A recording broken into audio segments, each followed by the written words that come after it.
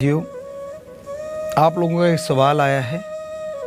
हमसे पूछा गया है कि इंसान जितने भी इस दुनिया में हैं, क्या सबके अंदर इंसानियत है? वाकई बात तो आपने बहुत बढ़िया पूछी है, कमाल की बात है। इंसान तो सारे ही हैं, सबकी जात इंसान है, कोई भी ऐसा नहीं है कि जो इंसान ना हो। ये अलग बात है, किसी में भगवान ने बुद्धि विवेक थोड़ा कम दे दिया, मंदबुद्धि कहलाता है। बाकी तो लगभग एक जैसी बुद्धि है, जितना आप उससे काम लेते हैं उसके अकॉर्डिंग वो बढ़ती चली जाती है। तो क्या सबके अंदर अच्छी बुद्धि होने के बावजूद सभी लोग इंसान हैं? सोचने वाली बात है। नहीं, इंसान का भेष तो हर कोई धारण किए हुए है, लेकिन सभी इंसान नहीं है। इंसान का एक भेष जरूर है। कैसे? मान लीजिए रोड के किनारे कोई घायल है, चलो इंसान को ही ले लें। कोई इंसान घायल पड़ा है वहां पे, और गाड़ियां आती हैं, चलाने वाला इंसान है। वो देखते हैं उसको। क्यों देखते हैं? कि कहीं कोई अपना तो नहीं। क्या इंसान में कोई फर्क है? हम सब एक ही मालिक की औलाद हैं, लेकिन नहीं, अपने का मतलब पारिवारिक या कोई रिश्तेदार। और फिर एक्सीलेटर दबाते हैं, वो बेचारा तड़फता रह जाता है। क्या ये इंसानियत है? कई बार ऐसा होता है, कोई किसी को मार रहा होता है, पीटता है, और आप मोबाइल निकाल के उसकी वीडियो बना रहे होते हैं। क्या ये इंसानियत है? क्या ऐसे इंसान कहें? इंसान का काम तो किसी के दुख दर्द को देख के उसके दुख दर्द में शामिल होना, और हो सके तो उसके दुख दर्द को दूर करने की कोशिश करना। इसका नाम इंसानियत है, लेकिन ये बहुत कम पाया जा रहा है। अब आपने इंसान को देखा कि तड़पते इंसान को छोड़ के लोग कैसे आगे बढ़ जाते हैं। एक आपको इसके साथ उदाहरण देते हैं। राजस्थान में हमने देखा, हमारे वहां पे नील गाय, मिर्ग, हिरण काफी आया करते थे। तो होता क्या था, अब किसानों की फसल खा जाते थे तो किसान कांटेदार तार लगा देते थे। पर वो पशु हैं, कहीं ना कहीं से जैसे पानी लगाते हैं, वो नक्का है, वो जगह खाली है तो वहीं से घुस गए अंदर। अब खेत का मालिक आता है, आवाज करता है, उसने तो करनी है, अपनी जायदाद, अपनी मेहनत की कमाई बचानी है, तो पशु भागते हैं। एक बार हमने देखा कि ऐसे ही एक नील गाय दौड़ी, सामने तार थी, उसने जंप किया, लेकिन तार उसके यहाँ पे लग गया कट। हमें बड़ा दुख लगा, और उसके पीछे पीछे हो लिए कि देखते हैं ये कहाँ जाती है, क्या होता है। आगे जाके देखा, टीले थे, क्योंकि बालू रेत था हमारे खेतों में, बड़े बड़े टीले थे। तो जाके देखा तो वो टीलों के अंदर एक झोंक होती है, जैसे टीले बड़े बड़े हैं तो बीच में खाली जगह झोंक बोल देते, उधर हमारे उस टाइम में कहा करते थे। तो वहां पे वो नीलगाय खड़ी है, और बाकी जितने भी उसके साथी हैं उसको चारों तरफ से घेरे खड़े हैं। हो सकता है उनका कोई डॉक्टर होगा, वो आता है पास में और जीभा से लीपापोती कर रहा है, चाट रहा है, तो ब्लड आना धीरे धीरे बंद हो जाता है। फिर वो इकट्ठे मिलके चल पड़ते हैं। तो ये सीन आपने सुना और देखा, हमारी आंखों देखी बात। और इससे पहले हमने क्या बताया कि एक इंसान रोड पे घायल पड़ा है, और उसके जात वाले उसे देख देख के गाड़ियां भगाए जा रहे हैं, दौड़ाए जा रहे हैं। तो बड़ा अजीब लगता है। अब आप ये बताइए कि इंसान को इंसान कहें या हैवान? हैवान यानी पशु तो हमदर्दी जताते हैं, वो तो एक दूसरे का साथ दे रहे हैं, लेकिन इधर इंसान देख के स्पीड बढ़ा रहा है, गाड़ियां दौड़ाया जा रहा है, कोई उसे उठाता नहीं। तो बुरा ना मानिएगा, इंसान की शक्ल में ऐसे लोग हाथ जोड़ के कह रहे हैं, बुरा मत मानना। इंसान की शक्ल में हैवानियत है, ये पशुपन है, नहीं, गलत कह दिया, क्योंकि पशु तो सही कर रहे हैं, वो तो जाके अपने साथी का साथ दे रहे हैं। तो फिर कौन सा नाम दें ऐसे लोगों का? बेहद स्वार्थी और जिनके अंदर इंसानियत नाम की कोई चीज ही नहीं है। बेरहमी, बड़े नाम हैं, लेकिन आज के समाज में इंसान अपने आप को ऐसे शब्दों से नवाजते हुए शायद बुरा मान जाए, लेकिन सच तो सच है ना, हकीकत तो हकीकत है। तो इंसानियत का मतलब क्या है? एक बार हम किसी यूनिवर्सिटी में चले गए, सत्संग करते करते, शायद अमरावती था वो एरिया, महाराष्ट्र का था या मध्य प्रदेश का, अब ख्याल में नहीं। तो काफी पढ़े लिखे बच्चे वहां पे आए और कहने लगे, गुरुजी आप कोई हमसे सवाल पूछिए, हम सब बता देंगे, साइंस के पढ़ने वाले हैं। तो हमने कहा बेटा ठीक है, बताइए इंसानियत किसे कहते हैं? तो कहने लगे, गुरुजी एक है तो इंसान है, ज्यादा है तो इंसानियत है। हमने कहा वाह, क्या कहना आपका? कहते फिर और क्या मतलब हुआ? यही तो मतलब है। हमने कहा इंसानियत हमारी जात है, मानवता, और वही आपको पता नहीं है। कहले गुरुजी आप बताइए फिर किसे कहते हैं इंसानियत? तो इंसानियत, मानवता का मतलब है किसी को भी दुख दर्द में तड़पता देख के उसके दुख दर्द में शामिल होना और उसको ऐसा करना जिससे उसका दुख दर्द दूर हो जाए, अपनी बातों से, या उसका इलाज करवाइए, या फिर किसी भी तरह से उसे हॉस्पिटल पहुंचा दीजिए अगर वो घायल है। किसी को दुखी देख के जो ठहाके लगाते हैं, किसी को दुखी देख के जो खुशी मनाते हैं, वो इंसान नहीं, हमारे धर्मों में उन्हें शैतान या राक्षस कहा जाता है। तो अपनी जात को बदनाम मत कीजिए। इंसान है तो इंसानियत को जिंदा रखिए, और इंसानियत जिंदा रहेगी तभी जब इंसानों वाले कर्म करेंगे। और भी कर्म है, जैसे देखा जाए तो हमारे धर्मों में इंसान को सबसे बड़ा माना गया है, इंसान को सर्वश्रेष्ठ कहा गया है। क्यों? अगर खाता इंसान है तो खाते तो जीव जंतु पशु भी हैं। बाल बच्चे इंसान पैदा करता है तो वो तो पशुओं के भी होते हैं। घर इंसान बनाता है, वो तो पक्षी जानवर सब बनाते हैं। फिर धर्मों में सर्वश्रेष्ठ क्यों कहा गया? किस लिए कहा गया? अभी और भी बात है, कई मामलों में पशु आगे हैं। पशुओं के जीते जी मलमूत्र खाद के काम आता है, वो दूध देते हैं जिसे हम लोग पीते हैं, वो भी काम आता है। और मरणोपरांत हड्डियां, मांस, चमड़ा सब किसी न किसी के काम में आ जाता है। लेकिन इंसान का तो जीते जी गंदगी संभालने में बड़ी मुश्किलें आ रही हैं। कैसे संभाला जाए? सीवरेज हैं, बड़ा कुछ किया जा रहा है, लेकिन बड़ी मुश्किल है। और उधर पशुओं की गंदगी खेतों में डलती है और उससे बहुत उपज होती है। जैसे गऊ का ले लीजिए, गऊ माता, उसका तो आपको कल परसों भी जिक्र किया था हमने कि उनका तो गोबर राजस्थान में कच्चे हमारे जब मकान हुआ करते थे, चूल्हे हुआ करते थे, हम लोग पोछा लगाते, हमारी माता जी को हमने ऐसे करते देखा, और भी देखा लोगों को घरों में जिनके ऐसे कच्चे चूल्हे वगैरह। तो क्यों? क्योंकि उससे बैक्टीरिया, वायरस खत्म हो जाते हैं। कोई वहां खड़ना पसंद नहीं करता यहाँ ये गंदगी गोबर पड़ा हो। तो इस मामले में तो इंसानों से जानवर आगे निकल गए, क्योंकि जीते जी इंसान के ये चीजें काम नहीं आती और मरणोपरांत भी चक्कर पड़ जाता है। हड्डियां वगैरह संभालने में काफी टैक्स लग जाता है, आप जानते हैं, समझदार हैं। और यहां तक कि जलाने में भी या दफनाने में भी समय लगता है। तो कहने का मतलब फिर धर्मों में क्यों कहा गया सर्वश्रेष्ठ? किस लिए कहा गया? क्योंकि इंसान एक ऐसा है जो उस ओम, अल्लाह, वाहिगुरु, गॉड, खुदा, राम का सुमरन करके, उसका नाम जप के उसे हासिल कर सकता है।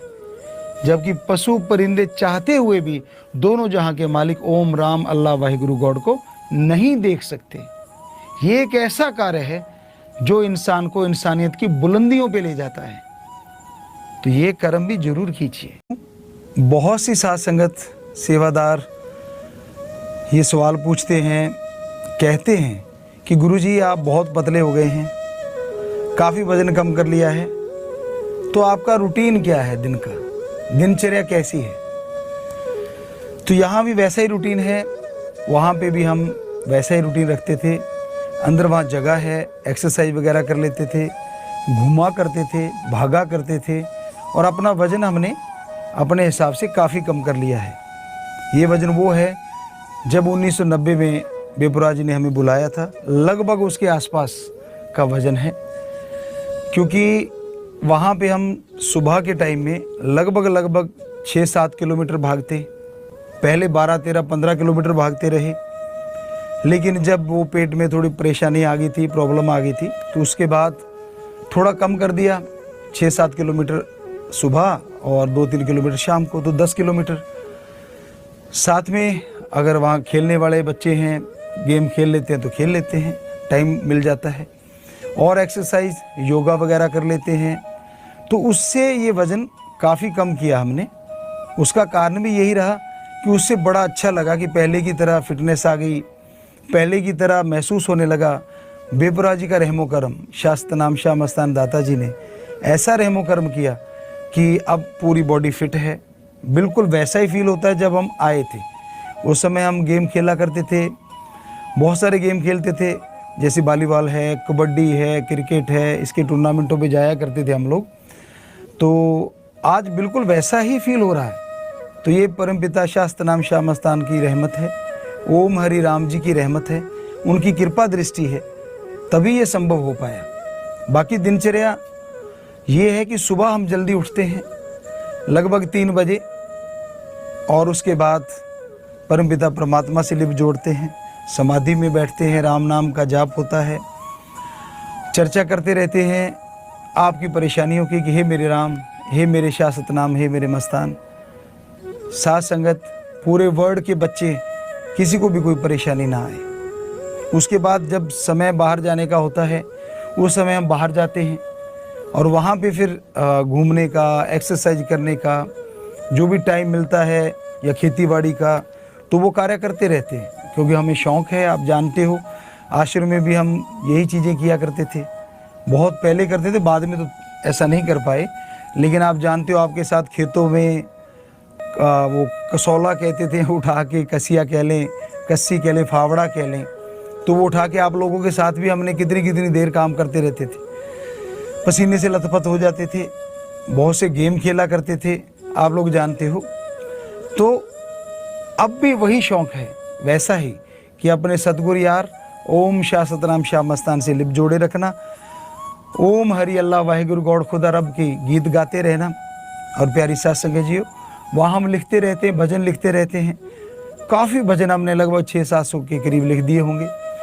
जैसे आपको 10 चिट्ठियाँ भेजी, और उसी तरह वहाँ जब भी मौका मिलता है लिखते रहते हैं।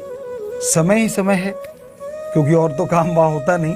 खेतीबाड़ी कर ली, भागा दौड़ी कर ली, वो एक मतलब ये मान लीजिए जुनून सा बन जाता है कि राम का नाम लेना ही लेना है। और घूमते हुए भी हम जब भागते हैं, एक जॉगिंग टाइप चलते हैं, तो हम जब सांस के साथ जैसे मान लो भाग रहे हैं, तो भागते हुए जैसे थोड़ा सांस चलता है, तो हमारे जुबान पे क्या नाम होता है, शाह सतनाम शाह सतनाम शाह सतनाम। तो इस तरह से हम सांस आते जाते सांस में अपने सतगुरु मौला को याद करते रहते हैं, उनका नाम लेते रहते हैं, या फिर सुमरन जो सच्चे दाता रहबर ने बताया है वो करते रहते हैं। तो बड़ा मज़ा आता है। ये जरूर दुख लगता है कि हम अपने 6 करोड़ बच्चों से बहुत दूर हुए बैठे हैं, लेकिन ये भी ध्यान में रहता है कि सतगुरु दाता हमेशा साथ थे, हैं और हमेशा साथ रहेंगे।